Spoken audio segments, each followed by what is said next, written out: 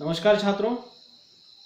आज हम स्वन विज्ञान इस पाठ के अंतर्गत जो हमारा अंतिम मुद्दा बचा है स्वन गुण अथवा ध्वनि गुण, इसके बारे में चर्चा करने वाले हैं। इसके पहले हमने ध्वनि यंत्र और उसकी कार्यप्रणाली से संबंधित विश्लेषित बातें जो है विस्तार से देखी है और किस प्रकार से हम ध्वनि निकालते हैं ये भी हमारी चर्चा हो चुकी है।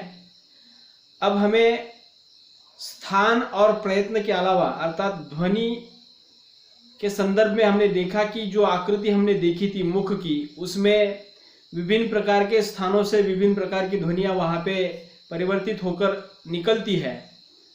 तो वहां पे स्थान के आधार पर ध्वनि में परिवर्तन वहां पे हुआ दिखाई देता है।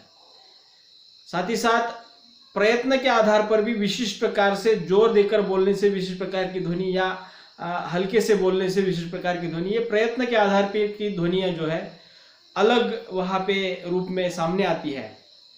तो इसके भी अलावा भाषा में ऐसे कौन से गुण हैं, ऐसे कौन से ध्वनि के अंतर्गत आने वाले गुण हैं जिसकी बदौलत हम उस ध्वनि को अलग अर्थ में वहां पे समझ लेते हैं। तो इसी दृष्टि से हम विचार करने वाले हैं कि भाषा में या ध्वनि विज्ञान के अंतर्गत ये स्वन गुण या ध्वनि गुण जो है किसे कहते हैं, ध्वनि गुण क्या है जो भाषा में या ध्वनियों के उच्चारण में किस प्रकार वहां पे अंतर लाता है, ये थोड़ी सी बातें हम इस मध्य के भीतर देखने वाले हैं।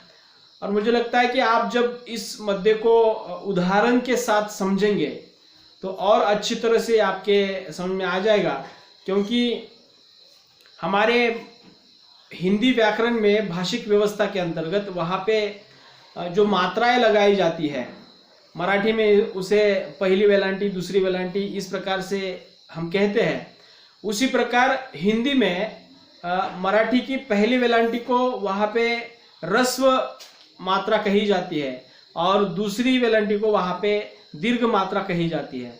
तो ह्रस्व और दीर्घ का संबंध अगर आपको एक बार समझ में आ जाए तो मैं मान सकता हूं कि आप आगे के जो उदाहरण है वो आसानी से समझ लेंगे। क्या है कि कुछ शब्दों के भीतर जो भी कुछ मात्राएं लगाई जाती है ह्रस्व दीर्घ, उसके आधार पर उस शब्दों के अर्थ जो है वहां पे तय होते हैं और उसका परिणाम ये हो जाता है कि हम जिस रूप में वहां पे उसको उच्चारित कर रहे हैं या उसको ह्रस्व मात्रा के रूप में उच्चारित कर रहे हैं तो उसका अर्थ अलग है और दीर्घ मात्रा के रूप में उच्चारित कर रहे हैं तो उसका अर्थ अलग है। उदाहरण के तौर पर पिता और पीता ये दो शब्द है, अर्थात पहला पिता जो है ह्रस्व मात्रा वाला है और दूसरा पीता शब्द जो है वह पीने की अवस्था से संबंधित है। अर्थात मुझे बताना क्या है कि भाषा में प्रयुक्त होने वाली जो मात्राएं हैं उन मात्राओं का स्थान बदलने से या उसका उच्चारण बदलने से किस प्रकार से वहां पे ध्वनि के उच्चारण में या उसके अर्थ में अंतर आ जाता है, ये थोड़ी सी बातें जो है हम ध्वनि गुण के अंतर्गत वहां पे देखने वाले हैं। और मुझे लगता है कि इसके उदाहरण सहित जब आपके सामने ये बातें आ जाएगी तो और अच्छी तरह से आप समझ लेंगे। तो देखिएगा, हमारे प्रश्न पत्र क्रमांक 16 के अंतर्गत दूसरा जो पाठ हम देख रहे हैं स्वन विज्ञान या ध्वनि विज्ञान, उसमें से अंतिम मुद्दा जो है ध्वनि गुण या स्वन गुण, उसकी चर्चा हम कर रहे हैं। उसका विश्लेषण मैं आपको थोड़ा सा बता रहा हूं। देखिएगा, ध्वनि गुण किसे कहते हैं। भाषा वैज्ञानिकों ने ध्वनि गुण की परिभाषा बताते हुए कहा है, देखिए, स्थान और प्रयत्न के अलावा, मैंने जो अभी कहा था स्थान मतलब कंठ से उच्चारित होने वाली क ध्वनियां हैं, क ख ग घ न, तालव्य से उच्चारित होने वाली ट ठ ड ढ न, ये ध्वनियां हैं। अर्थात स्थान के अलावा और प्रयत्न के अलावा हम जिन तत्वों जिन ध्वनियों के उच्चारण को प्रभावित करते हैं उन्हें ध्वनि गुण कहते हैं। भाषा वैज्ञानिकों की जो ध्वनि गुण से संबंधित परिभाषा है वो इस प्रकार है, देखिए, स्थान और प्रयत्न के अलावा जो तत्व ध्वनियों के उच्चारण को प्रभावित करते हैं उसे ध्वनि गुण कहते हैं। अर्थात स्थान और प्रयत्न के अतिरिक्त और कौन कौन से तत्व है जो भाषा के उच्चारण में या उच्चारण के आधार पर उसको प्रभावित करते हैं, अलग अर्थ सामने लाते हैं, तो उन्हें ध्वनि गुण कहा जाता है। तो ध्वनि गुण जो है मुख्य रूप से स्वनिम नहीं होते, परंतु अर्थ भेदक होने के कारण उन्हें ध्वनि गुण कहा जाता है। अर्थात स्वनिम हमने किसे कहा है, जो स्वतंत्र ध्वनि है उसे स्वनिम कहा जाता है। और ये स्वतंत्र ध्वनि न होकर फिर भी वे शब्द के अर्थ में वहां पे बदलाव लाते हैं।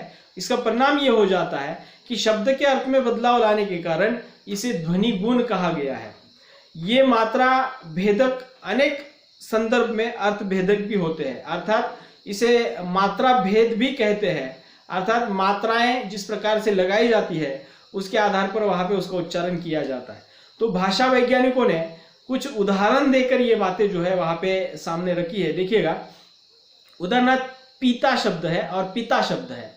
पिता ये शब्द जो है, पहला पिता जिसको रस्व मात्रा लगाई गई है अर्थात पहली वेलांटी लगाई गई है, और पीता शब्द जो है इसके लिए दूसरी वेलांटी या दीर्घ मात्रा वहां पे लगाई गई है। अब हिंदी के छात्रों को यह समझ लेना जरूरी है कि मराठी में जिस प्रकार पहली दूसरी वेलांटी के रूप में वहां पे मान्यता है, उसी प्रकार हिंदी में रस्व और दीर्घ के संदर्भ में वहां पे उस मात्राओं को स्वीकारा गया है। तो आज से या अब जब आप इसको पढ़ रहे हैं, समझ रहे हैं, तो वहां से लेकर समझ लीजिएगा कि जब मैं रस्व कहूंगा तो मराठी की पहली वेलांटी है, और दीर्घ कहूंगा तो वहां पे हिंदी की मराठी की दूसरी वेलांटी है। तो इस तरह से इस उदाहरण में हम देखते हैं कि पिता और पीता इन दो शब्दों में लगभग ध्वनियां एक जैसी है, लेकिन उच्चारण थोड़ा सा वहां पे अलग हो रहा है, इसलिए उसमें अंतर आ रहा है, अर्थ में भी अंतर आ रहा है। पहला पिता जो है रस्व लगाया हुआ, इसका मतलब है पिताश्री या किसी पुत्र का पिता, अर्थात वो पिता है। और दूसरा जो पीता है वह पीने के अर्थ में वहां पे आया हुआ है। उसी प्रकार चीता और चीता, अर्थात चीता ये एक प्रकार से आप देखते हैं कि जब आदमी मरता है तो उसकी चीता जलाई जाती है, तो ये चीता अलग है और चीता अलग है। चीता मतलब वो जंगल का पशु जो है उसको चित्ता कहते हैं, वो भी वहां पे आ जाता है। मतलब मात्राएं रस्व और दीर्घ है और अर्थ किस प्रकार बदल रहे हैं, देखिएगा। दूसरा एक उदाहरण मैं बता देता हूं, सीता और सीता, अर्थात सीता सिलना, मतलब सीने के अर्थ में वहां पे जहां पे रस्व लगाई जाती है वहां पे वो सिलने के अर्थ में है। और सीता ये राम सीता इस रूप में वहां पे स्त्री का नाम जो है वहां पे सीता वहां पे आ जाता है। तो इस तरह से हम देखते हैं कि रस्व और दीर्घ मात्राएं लगाने से किस प्रकार ध्वनियों के उच्चारण में बदलाव आता है, और उसका परिणाम ये हो जाता है उन शब्दों के अर्थ भी वहां पे बदल जाते हैं। इस तरह से यह अर्थ भेदकता जो है अनुनासिक के कारण भी दिखाई देती है। मतलब कुछ ध्वनियां जो है हम मुख के साथ साथ नासिका विवर से भी कुछ ध्वनियां जो है हम उच्चारित करते हैं। उदाहरणार्थ सांस शब्द है, सांस जिस पर चंद्र बिंदी लगाई हुई है, यह सांस शब्द जो है इसको अगर हम उच्चारित करते हैं, सांस और सास ये दो शब्द अलग अलग है। चंद्र बिंदी वाला जब हम उच्चारण करते हैं तो वो नाक और मुख के माध्यम से वहां पे उच्चारित हो रहा है, और सास शब्द सीधे मुख विवर से वहां पे उच्चारित हो रहा है। अर्थात जो ध्वनियां नासिका विवर से या नाक की सहायता से उच्चारित होती है उसे अनुनासिक ध्वनियां कहते हैं, और जो ध्वनियां मूलतः मुख्यतः मुख विवर से या केवल मुख के माध्यम से उच्चारित होती है उसे निरोनासिक ध्वनियां कहा जाता है। ये अनुनासिकता और निरोनासिकता के बारे में भी याद रखिएगा। अर्थात सांस और सास ये दो शब्द है, चंद्र बिंदी वाला सांस अनुनासिक है और सास जो है वो निरोनासिक है। उसी प्रकार दूसरा एक शब्द है कहाँ, जहां हम चंद्र बिंदी वहां पे लगाते हैं कहाँ पर, वो अनुनासिक है, और कहा अर्थात बोलने के संदर्भ में है वह निरोनासिक है। तो इस प्रकार कुछ और तत्व भी है जो मौखिक भाषा को प्रभावित करते हैं। इसमें बलाघात, स्वराघात, वृत्ति, मात्रा आदि की गणना होती है, और इन्हें ही भाषा वैज्ञानिक ध्वनि गुण कहते हैं। अर्थात ध्वनि गुण के उदाहरण हमने देखे, और कुछ प्रकार के वहां पे ध्वनि गुण भी वहां पे भाषा वैज्ञानिकों ने माने हैं। तो बलाघात, स्वराघात, वृत्ति, मात्रा, ये सभी प्रकार के जो जितने भी उच्चारण में भेद करने वाले या अर्थ भेद करने वाले जितने भी तत्व है वो सभी ध्वनि गुण के अंतर्गत वहां पे आ जाते हैं, ऐसा भाषा वैज्ञानिकों का कहना है। तो उनके द्वारा बताया गया पहला जो ध्वनि गुण है वो है बलाघात। बलाघात इस शब्द से ही स्पष्ट है कि जब हम कोई शब्द उच्चारित करते हैं तो उस शब्द में आने वाले जो विभिन्न प्रकार की ध्वनियां हैं, उन ध्वनियों में कुछ ध्वनियों पर हम बल देते हैं और कुछ ध्वनियों को हम सहजता से उच्चारित करते हैं बिना बल दिए हुए। तो ऐसी ध्वनियां, बलाघात से तात्पर्य यह है कि उच्चारण में आए हुए जो उतार चढ़ाव जो है वो बलाघात से संबंधित होते हैं। इसका विश्लेषण जो है, शब्दों का उच्चारण करते समय हम सभी अक्षरों पर समान बल नहीं देते, अर्थात शब्द जब हम बोलते हैं तो सभी शब्दों के आने वाली जो ध्वनियां है उसको हम समान रूप में नहीं बोलते, उसको कम अधिक मात्रा में अर्थात उतार चढ़ाव के साथ वहां पे बोलते हैं। उदाहरणार्थ अनुनासिकीकरण, ये जो शब्द है अनुनासिकीकरण, यहाँ पे हम देखते हैं कि विशिष्ट ध्वनियों पर हम जोर देकर वहां पे बात कर रहे हैं और विशिष्ट ध्वनियां जो है सहज रूप से बोली जा रही है। तो अनुनासिकीकरण इस शब्द में क्या हुआ है, देखिए इस शब्द में लगभग 8 ध्वनियां हैं, परंतु केवल 4 अक्षरों पर ही हम बल देने की स्थिति वहां पे दिखाई देती है। उदाहरण देखिएगा, अनुनासिकीकरण, यहाँ पे नासिकीकरण, ये जो नासिकी क तक की जो ध्वनियां है उसको हम थोड़ा सा बल देकर उच्चारित करते हुए दिखाई देते हैं और बाकी जो ध्वनियां हैं उसको हम सहज रूप से वहां पे उच्चारित करते दिखाई दे रहे हैं। अर्थात इस शब्द में आए हुए 8 ध्वनियों में से 4 ध्वनियों पर जो बल दिया जा रहा है तो वहां पे बलाघात की स्थिति निर्माण होती है। उसमें कुछ उच्चारण हल्का और कुछ उच्चारण बलहीन, तो किसी का उच्चारण बलयुक्त होता है तो उसे ही बलाघात की स्थिति वहां पे हम देख सकते हैं। उदाहरण के तौर पर दूसरा एक मैं उदाहरण आपको बता देता हूं, मारो मत जाने दो, मारो मत जाने दो, अर्थात ये 2 वाक्य है, मारो मत जाने दो और दूसरा वाक्य है मारो मत जाने दो। अर्थात हम जिस शब्द पर बल दे रहे हैं उस शब्द पर बल दिए जाने के आधार पर वहां पे हम देखते हैं कि उस वाक्य का अर्थ भी वहां पे बदल रहा है। पहला जो वाक्य है मारो मत जाने दो, अर्थात इस वाक्य का अर्थ है कि उसे मारना है, जाने नहीं देना है। दूसरा जब हम वाक्य देखते हैं तो वहां पे बल किस पर आ रहा है, देखिएगा, मारो मत जाने दो, अर्थात उसको मारना नहीं है, छोड़ देना है। अर्थात बल की स्थिति जिस शब्द पर रहेगी उसके आधार पर वहां पे उस शब्द का या उस वाक्य का जो है अर्थ वहां पे परिवर्तित होता हुआ दिखाई देगा। मुझे लगता है कि इस प्रकार से आप समझ चुके होंगे कि कुछ उदाहरणों के आधार पर बलाघात की स्थिति को हम समझ सकते हैं। दूसरा एक उदाहरण मैं आपको बता देता हूं, छिपकली, अर्थात ये छिपकली शब्द है, इसमें छी और प और क और ली ऐसी 4 ध्वनियां हैं। तो छी और ली इन 2 ध्वनियों पर ही हम ज्यादातर बल देते हुए दिखाई देते। उदाहरणार्थ छिपकली, इस उदाहरण में बलाघात की प्रवृत्ति स्पष्ट होती है। हिंदी भाषा में बलाघात वाली प्रवृत्ति उतनी प्रभावी नहीं है, परंतु अंग्रेजी में यह अर्थभेदक प्रभाव के साथ दिखाई देती है। उदाहरण के तौर पर यहाँ पे भाषा वैज्ञानिकों को यह मानना है कि उनको ये कहना है कि हिंदी में हम देखते हैं कि ज्यादातर बलाघात की स्थिति जो है वहां पे उतनी मात्रा में नहीं दिखाई देती कि जितनी मात्रा में हम अंग्रेजी भाषा में देखते हैं। उदाहरण के तौर पर नो शब्द है, नो, KNOW, अर्थात अंग्रेजी का नो शब्द जो है उसमें हम देखते हैं कि N का उच्चारण जो है या K का उच्चारण जो है वहां पे लगभग साइलेंट है। उसी प्रकार साइकोलॉजी शब्द है, PSYCHOLOGY, ये अंग्रेजी का शब्द है। साइकोलॉजी शब्द में P का उच्चारण लगभग न के बराबर वहां पे हो रहा है। तो मुझे बताना क्या है कि हिंदी की तुलना में अंग्रेजी में बलाघात की जो प्रवृत्ति है और अधिक मात्रा में वहां पे प्रभाव करती है और वह अर्थभेदक भी होती है। तो इस तरह से ये बलाघात की प्रवृत्ति जो है स्थान और प्रयत्न के अलावा वहां पे भाषा के उच्चारण में बदलाव आने के कारण उसके अर्थ में भी बदलाव लाते हैं। बलाघात वह मात्रा है जिससे ध्वनि, अक्षर, शब्द अथवा वाक्य का उच्चारण किया जाता है, जिसके प्रभाव से यह और शक्तिशाली बन जाता है। मतलब बलाघात के कारण जिस प्रकार से हम वाक्य शब्द उसका प्रयोग करते हैं तो और अधिक वो प्रभावशाली बन जाता है। उदाहरण के तौर पर एक वाक्य मैं आपको बता देता हूं, कहा गया था। अगर इस वाक्य को हम थोड़ा सा जोर देकर उच्चारित करेंगे तो उसके अर्थ की जो है परिसीमा हम वहां पे जान सकते हैं। कहा गया था, ये वाक्य जब जोर देकर या गुस्से से बोला जाता है तो उसकी अर्थ की कल्पना जो है थोड़ी सी अलग है।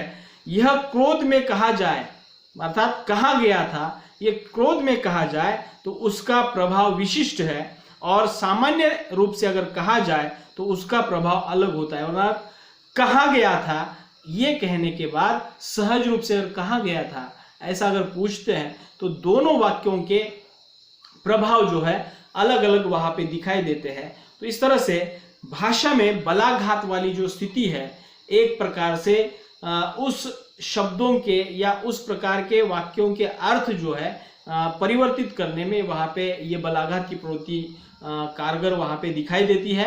और इस वजह से भाषा वैज्ञानिकों ने ध्वनि गुण के अंतर्गत बलाघात को पहला कारण बताया है, जिसके बदौलत हम शब्दों में अर्थभेद कर पाते हैं। तो बलाघात यह एक कारण है जो ध्वनि गुण के अंतर्गत वहां पे आ जाता है। दूसरा हम देखते हैं मात्रा, अर्थात मात्राएं जो होती है वो शब्दों के साथ जुड़ी हुई होती है या अक्षरों के साथ जुड़ी हुई होती है, और उसी के आधार पर उन शब्दों के अर्थ भी वहां पे हम मान लेते हैं। उदाहरणार्थ देखिएगा, किसी स्वर व्यंजन के उच्चारण में जितना समय लगता है उसे मात्रा कहा जाता है। अर्थात ई और ई, अर्थात ये दो जो ई है अ आ ई हमारे स्वर में वहां पे दो प्रकार के जो ई है, छोटा वाला ई और बड़ा वाला ई, अर्थात इन दो ई में हम देख पाते हैं कि एक ई का उच्चारण जो है, पहले छोटे वाले ई का उच्चारण जो है सीमित वहां पे देर तक हम करते हैं, लेकिन बड़ा वाला जो ई है उसका उच्चारण जो है थोड़ा सा देर तक करते हैं। अर्थात किसी भी स्वर के व्यंजन के उच्चारण में लगने वाला समय, ये मात्रा उसको कहा गया है। अर्थात उच्चारण में लगने वाले समय को हम मात्रा कह सकते हैं, ये बात मान लीजिएगा। भारतीय व्याकरण में ह्रस्व और दीर्घ मात्राओं के साथ प्लुत मात्रा का भी उल्लेख होता है। अब ये ह्रस्व और दीर्घ तो मैंने बताया कि मराठी में पहली वेलांटी है और दीर्घ मतलब हिंदी मराठी में दूसरी वेलांटी है। और एक मात्रा जो है संस्कृत व्याकरण में वहां पे हम देखते हैं प्लुत मात्रा उसको कहा जाता है। अर्थात ये ह्रस्व दीर्घ और दीर्घ से फिर आगे अर्थात तीसरे स्तर पर ये आ जाती है, मतलब उसका उच्चारण बहुत बड़ा हो जाता है। उदाहरण के तौर पर ये प्लुत मात्रा विशेषता ओम ध्वनि जो उच्चारित होती है, ओम ध्वनि, उस ध्वनि के उच्चारण में ये प्लुत मात्रा जो है हम देखते हैं। अर्थात ओम ध्वनि का जो उच्चारण किया जाता है वह उच्चारण प्रदीर्घ होता है, इसलिए उस प्रदीर्घ उच्चारण वाली मात्रा को प्लुत मात्रा वहां पे कहा जाता है। लेकिन हिंदी के बारे में अगर विचार करेंगे तो वहां पे इसमें ज्यादातर ह्रस्व और दीर्घ मात्राओं का ही प्रयोग वहां पे हुआ दिखाई देता है। किंतु ध्वनि गुण की दृष्टि से केवल ह्रस्व और दीर्घ मात्रा ही महत्वपूर्ण है। अर्थात हम प्लुत मात्रा की जो बात कर रहे थे वो ध्वनि गुण की दृष्टि से वो उतने महत्वपूर्ण नहीं है, लेकिन ह्रस्व और दीर्घ मात्रा जो है ध्वनि गुण के अंतर्गत वहां पे महत्वपूर्ण मानी गई है। और ये मात्राएं अर्थभेदक भी होती है। हमने जो अभी उदाहरण देखे थे उसके उदाहरण के आधार पर भी समझ सकते हैं, और मैं उदाहरण बता देता हूं।